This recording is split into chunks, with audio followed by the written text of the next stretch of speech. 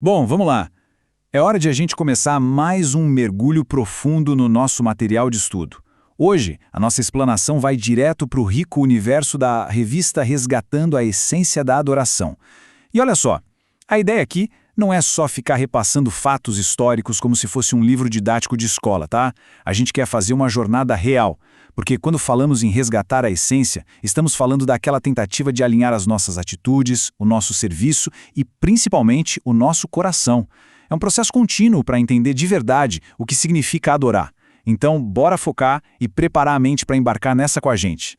Entrando no contexto da nossa jornada e nessa transição espiritual. Para a gente saber para onde está indo hoje, a gente precisa dar aquele famoso passo para trás. Lembram da nossa explanação anterior? Na lição 3, o nosso foco foi bastante em cima da busca pela presença de Deus na época da monarquia. Vimos o rei Davi, posturas diante da Arca da Aliança, toda aquela vida constante de louvor, só que as coisas mudaram de figura. E mudaram drasticamente. O povo de Israel foi para o exílio. E esse baita evento histórico é exatamente o que prepara o terreno para uma transição espiritual gigantesca e para uma nova era de adoração, que é o que a gente vai desvendar agora. E aí, tudo isso joga a gente direto para a grande pergunta de hoje.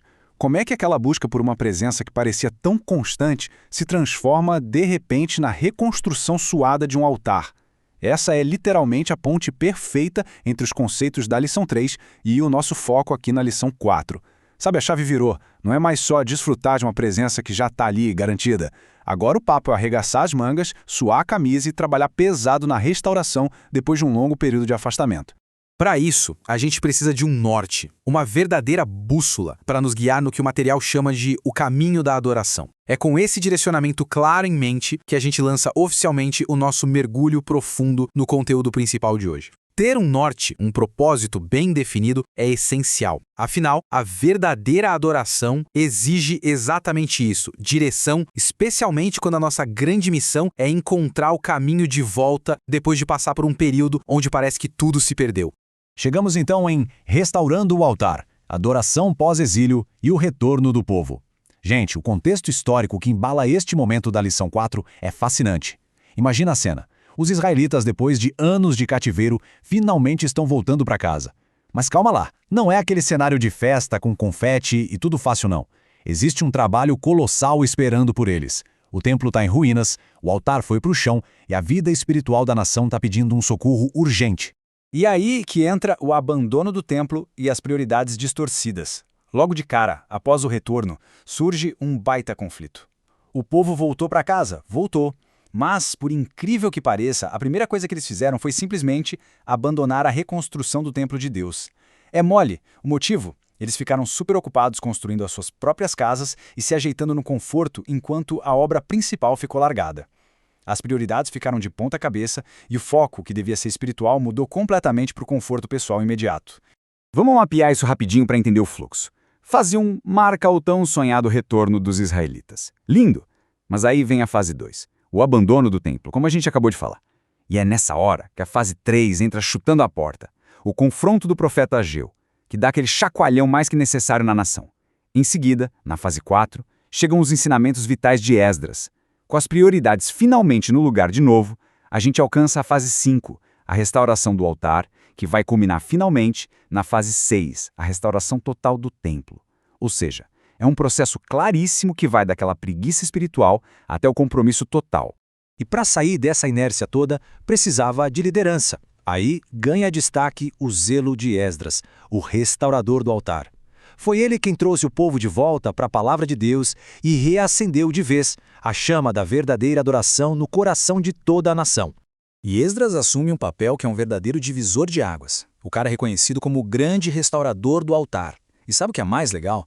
A obediência pessoal dele e aquele zelo pela lei de Deus não ficaram guardados numa gaveta. Isso espalhou como fogo e inspirou uma nação inteirinha a restaurar o próprio compromisso espiritual. Ele prova pra gente que reconstruir a parte física do templo tinha que começar bem antes, lá dentro, com o coração do povo se voltando para a palavra. Ele atua como o verdadeiro mentor espiritual de toda essa história. E tem uma base bíblica fortíssima por trás dessa virada. Lá no livro de Ageu, considerai o vosso passado, subi ao monte, trazei madeira e edificai a casa.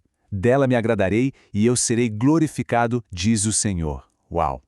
Essas palavras foram o grande estopim.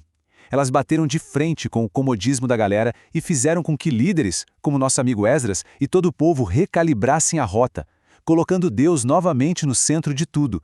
Mas e trazendo isso para os dias de hoje? Vamos focar nos passos da restauração pessoal e em reconstruindo o altar do coração. O grande pulo do gato aqui é que a gente não está só revisando história antiga para passar numa prova. Aquele abandono do templo e toda a reconstrução servem como uma metáfora direta, um espelho gigantesco para a nossa própria vida espiritual. O altar não é só um monte de pedra amontoada, pessoal. O altar é o nosso coração. E quando a gente bota Deus no centro outra vez, esse altar pessoal é restaurado e a vida é completamente renovada. Para não ficar só na teoria, o material entrega mastigadinho 4 passos práticos. Passo 1, autoavaliação. É aquele momento sincero, de porta fechada, para orar e identificar o que está roubando o lugar de Deus como prioridade. Passo 2, a ação prática. É sair da cadeira, escolher uma atitude concreta, seja liberar um perdão engasgado ou dedicar mais tempo à leitura. Passo 3, registro da experiência. Escrever, anotar o que está sentindo e aprendendo, porque isso fixa o aprendizado. E por fim, passo 4, compartilhamento no grupo. Dividir esses aprendizados com outras pessoas, afinal, a comunidade se fortalece junta. É um método brilhante para a reconstrução espiritual não parar nunca. Indo para o futuro da adoração, chegamos no O Próximo Passo. Fechando nossa análise da lição 4, fica muito evidente que o comodismo pode esfriar a gente num piscar de olhos, mas que o zelo e o retorno à palavra constroem e deixam os nossos altares blindados. Colocar Deus de volta ao centro de tudo é o que prepara o nosso coração para o que vem a seguir. Porque, preste atenção, uma vez que o altar está em pé e restaurado, a forma como esse culto é oferecido passa a exigir um nível ainda mais profundo e absurdo de autenticidade. E isso deixa a gente com aquela pulga atrás da orelha. Bom, com os altares reconstruídos e as prioridades devidamente no lugar, será que estamos realmente prontos para o encontro supremo? Na nossa próxima explanação, quando a gente mergulhar fundo na lição 5, nós vamos dar um baita salto no tempo para ver o encontro de Jesus com a mulher samaritana. A gente vai investigar na prática o que significa largar os formalismos de lado e adorar em espírito e em verdade. É um papo imperdível. A gente se vê lá.